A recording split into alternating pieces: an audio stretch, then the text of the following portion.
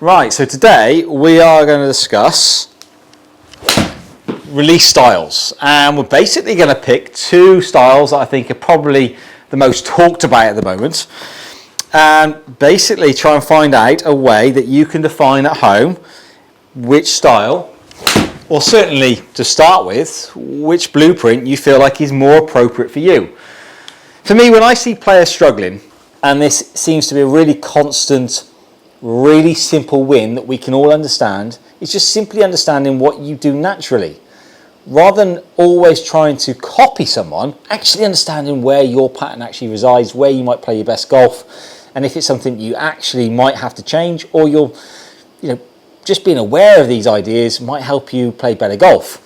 So what I mean by this is, when you play golf, we're basically just trying to play the best we can, right? That's all we're always trying to do.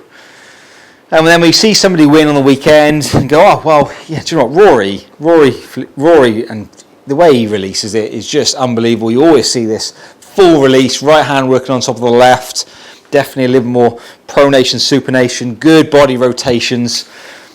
And the way we look at that and go, well, actually, maybe I should do that. And then we all go to the range the next week and go, well, okay, let's become a little more Rory, McIlroy, a bit more squat, a bit more sit. Really just trying to hit that high bomb draw, those sorts of feels. Now, the way Rory is able to time up his swing is very, very clever. Now, yes, he's a talented player, but he's stacking the things in his favour. Now, because Rory does, as described, have quite a lot of, let's say, visual, let's say, forearm rotation. Now, Rory has a lot of speed this way, so forearm working from, let's say, an internal to an external position, pronation to supination ideas. He creates a lot of speed this way. Now, for him to be safe, he has to make sure the club face doesn't get too strong at the top of the backswing. Now, what I mean by strong, I don't mean too many twists and turns in the club face, because he's going to do that at the bottom end. So often when you'll see Rory rehearsing, you'll see him almost trying to set the golf club, trying to keep the golf club more out in front of him. He's actually at the top of the backswing got a lot more sort of lead wrist extension. So as he works the top of the backswing, he's going to see a lot more of this type of idea, right? This is going to be visible to him. Now, in order for him to, let's say now, release it, he gets the ability to allow the forearms to just go. Now he's going to see a very free release style. He's going to go up to the top, get that lead wrist and a bit more extension because he has a strong grip. Now, by definition, when you have a strong grip, the lead forearm is maybe more on top. So let's say internal to the body. By definition, now you're going to see a lot more knuckles. By sort of general mechanics, the more I turn my hand to my right, I'm probably going to see more, let's say, of an angle from my lead knuckle to my lead forearm. The more that I maybe have a weak style grip, the less of an angle I'm going to see, therefore the less of an angle I should see at the top of the backswing. Trying to match up what you're doing. Now, Rory being someone that I would call a delivery freedom draw based player, and there are different types of draw, so you could have a very body release sort of hold off shot, which is not my preference. I much prefer to see someone go through the shot with no holding back. Rory's definitely seeing some extension. Now from there he gets to release the golf club with a pretty free idea, and he gets to create some speed and freedom to hit that high draw. Now, every time I remind myself of that, I feel like, wow, this feels great. This feels so easy. For me, for someone that wants to draw the golf ball, if I wanted to draw the golf ball, creating a little more extension to the backswing, because I do have relatively neutral to strong grip, feels like I can create a bit of freedom through the shot just by making sure my club face doesn't get too strong to the backswing. So if I do one more, I definitely feel like I'm going to be able to draw that golf ball. Now, let's say I'm not going to do that. Let's say this isn't my pattern, and let's say for whatever reason, I tend to get the club face more strong or strengthen up in the backswing. Maybe that is the way in which I take it away, the way in which my forearms work, my tilts, whatever it means to you as a player. Let's just imagine now that my club face gets relatively strong in orientation at the top of the backswing. Now, obviously, one of the main players on tour that would do this would be someone like DJ. Now, DJ is obviously going to get a really high sort of handle, club face super closed. Now, obviously, in this scenario, DJ can't get the forearm rotation, let's say this type of speed through the shot. Now, mechanically, DJ's going to have to find another way. Or did he find another way because he just doesn't have this type of mobility? I wouldn't know, but I would understand that he's clever enough to know that if he gets a strong club face and he gets a lot of this, well, he's going to hit a massive left. So let's put a really strong club face on Rory's release and see what happens.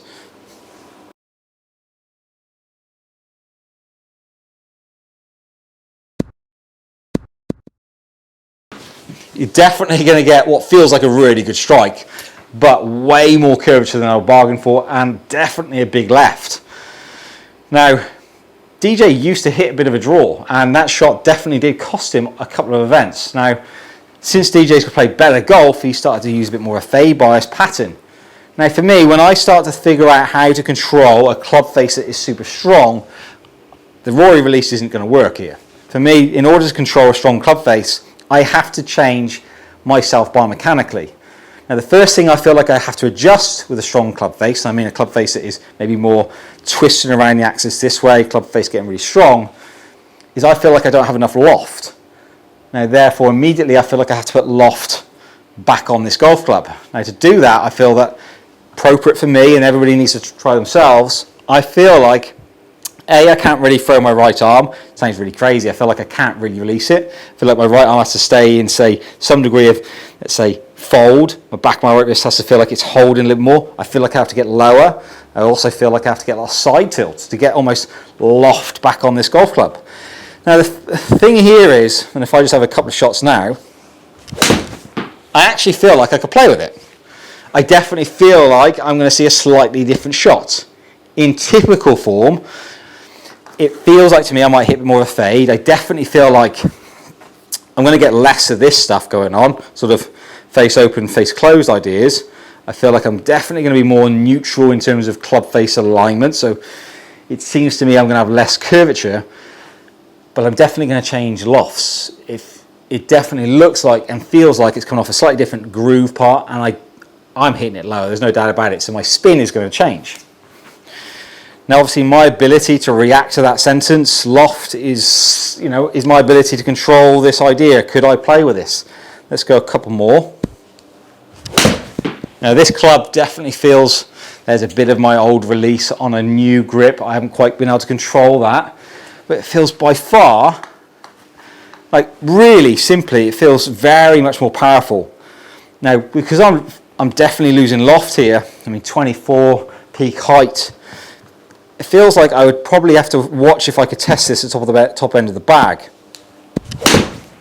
See, that's a pretty good shot. To make this function, I feel I have to stay behind it. And you have to understand that this is just a test with a 9-iron, just chipping it while I'm talking. These tests have to be done with every club in the bag. Now again, DJ would be a little more upright. He's definitely going to hold on a little more, way more rotation than I probably feel like I've got. Let's have one more. I already feel like my grip is having to change to facilitate this type of idea. Let's see if I can hit one more. My low point isn't quite as good. I definitely hanging a little bit behind it, but I can understand why people would go to this. This would be, in fact, the more I hit balls of this, I actually feel like the club face is super stable. Be interesting to take this to the golf course. One more. Yeah, that definitely feel like it's less curvature to me. Now, if we look at the way in which those two release, we're going to see some pretty big differences. To facilitate the two different types of release styles, I actually had to self-organize my grip. Now, this wasn't something I was overly functionally aware of while I was hitting shots, but you can see very clearly between the left and right hand image here, my sort of lead hand, so my left hand for a right-handed golfer, my gloved hand, has become super, super strong, very much almost extended from the address position. Peripherally, I'm going to see sort of 3 to 4 knuckles. Now, if I just take these ideas to the backswing, the left being the Rory McIlroy version, in my sort of feels, my opinions, it feels to me like I could move in that way, that release style. Now, if I just take my DJ version, I'm going to see some pretty significant changes on the club face. So if I just drop down that image, we're going to see very clear understandings that the club face is incredibly different. Now, by definition, obviously a more closed club face versus a more, let's say, open club face in comparative terms, they're going to require very, very different ideas. You can actually see significant ideas in terms of the way in which my turns have been created. Way more hip turn going on here on the left hand side, way more sort of shoulder turn. much more, let's say, centered pivot style there on the left-hand side. Now, it makes pretty good sense to me that given the fact that I feel like I've got to release my hands more, innately I feel more comfortable now turning in a way that gets the ball to start to the right. So greater turns are going to definitely change my swing direction more inside. So on the way down, if I just bring myself down to sort of delivery, sort of pre-delivery versus pre-delivery, I'm going to see some pretty different delivery ideas. So you can see between A and B there, yes, the golf club's loading fairly similarly on my left knee thigh there, but definitely the way in which my spine angle, my sort of eye lines are being presented are incredibly different. And you're going to see two massively different release styles. So sort of right hand clambering over the left on the left-hand side. Very different look here on the right-hand side, DJ-esque. Almost like I'm just doing my absolute best not to, let's say, allow my forearms to close and get that golf ball going too far to the left. So the way in which the grip and club face relationships alter my release style is so important. So if you're definitely going to change one, you've got to change all three and sort of make sure everything works together. So for me, this is just a very simple understanding of ball data rather than club data, because the club data is basically my ability to adopt these ideas. We've got blue, which would be your Rory. We've got red, which is your DJ-esque. And we can see the clear differences. I'm getting wildly more ball speed coming out of the DJ version. Of course I am. I'm definitely changing the loft characteristics quite a bit. I'm changing my launch angle by a good 2.5 degrees. Now the interesting thing here is my spin rate has stayed the same. In fact, I mean, it's negligible. You wouldn't be able to see that on the golf course, but how I'm creating that would be very different in my angle attacks and launch angles. And carry distances are going through the roof. Now, I didn't spend enough time concentrating on club head speeds in this scenario, but you can see if I want to launch the ball slightly lower, maybe slightly less curvature, there is this conversation I may or may not have here. Now, your ability to game either one of those two ideas, and there is more than just those two ideas to be thought about when you start thinking about your game. These ideas of winter programs, I see so often right now, I want to spend the winter working on my game. Well, the reality is, and this is the big one for me, those two are somebody else's swings. You've got a Rory swing, which I'm trying to talk about release patterns, and then you've got a DJ swing, again, I'm trying to talk about the way in which he matches that up. All of that is brilliant, but it's completely useless unless I put that into my own game. Now, when I start thinking about my own game, I might have to consider what going to a stronger face idea, more tilts, might do to my flight. Well, I definitely feel like my driver swing will definitely benefit from that. Definitely lowering my launch a little bit, trying to get a little more spin off it. I'm going to see some huge benefits to that. And I would definitely see some benefits of a face that is maybe a little more passive through the hit. Now, where that might sort of start to hinder me is the longer iron. Or maybe a fairway wood. I've just swapped to a 5-wood here to a couple of shots. Let's hit a couple of shots with, say, the Rory feel. Obviously, my launch angles now are definitely going to change. Definitely a bottom strike, not a great shot. But I don't typically have issues hitting fairways. It's not really an issue of mine. I've always been someone that hits a lot of fairways. As you can see here today, I've got a bit of a draw pattern. Here's my Rory move. There's my high shot. Definitely feels like higher. I have to start the ball more to the right. I don't quite get enough forearm rotation. That's maybe why this feels so comfortable to me, because I don't feel like I can overdo my forearm rotation. Peak height at 42, I mean, that ball's just gone super high. Club path a couple of degrees in, face the path relatively neutral. These are really, really simple ideas that I could game in an environment. 27 degrees of loft is a lot of loft. I'm maybe losing a lot of yardage, but I'm hitting target. Then if I go to a DJ type version, let's again, I'm not sure this is going to go totally well, but let's just see how I get on. Immediately stronger grip. Let's see if I can get a bit more or less loft. I mean, that's come out. And there's my danger. If I go to that one, I feel like I'm going to lose it left. Flight has come down as I would expect. 25 degrees of loft. Definitely felt like a slightly better strike. Just got to get that ball position slightly further back. Peak height's dropped now maybe for 10 degrees. Let's go one more.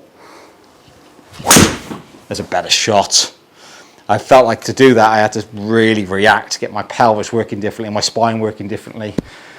Here's the thing, that shot has landed very similarly to the previous one. Now, very different launch, very different spin. In fact, if we look at those two, and if we just bring those last two swings up, bring the table in, the ball position, the balls, And we just go straight down to the bottom two. Let's just deselect this one. So we're talking about this shot here. We've got 3,340 revs on a 5-wood. Okay, 3,340 revs on a 5-wood, launching at 15. Now, that's a pretty decent hit. It's landed at 218, gone out there at 235. So this is really decent stuff. This is definitely a little more, run out stuff. Then if I go to a bit more to 2 shots ago, when I was a bit more Rory-esque, I'm adding now serious amounts of spin. My danger here is when I get too low and don't quite square the face. But I've gone from 3.3 to 4.8. Now, from a custom fit point of view, that's going to change me. I can change the golf club rather than getting custom fit here. I've gone from 4.8 to 3.3. This is probably a little more appropriate for a 5-wood. Peak height's going from 34 to 42, 214 to 227. Both of those shots are pretty close in proximity to the hole, 15 to 13. My ability to control those shots makes me a pretty skilled player. Now, that's not me saying I can game either one of these two, but it does make me think about there might be situations where I might want to start to consider the type of shot or, let's say, pattern I want to try and create. So here's the Rory again. When I say Rory, my feels are Rory base, a bit more cupped at the top, a bit more forearm rotation. The camera may lie to me, but I definitely feel like that's higher. Again, really centre strike, 27 degrees of loft.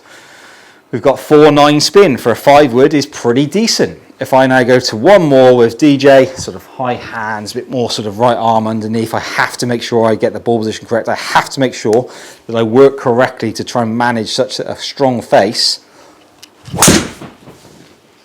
Yeah, so this is immediate now. I feel like the moment I try to implement this, I'm going to see a pattern.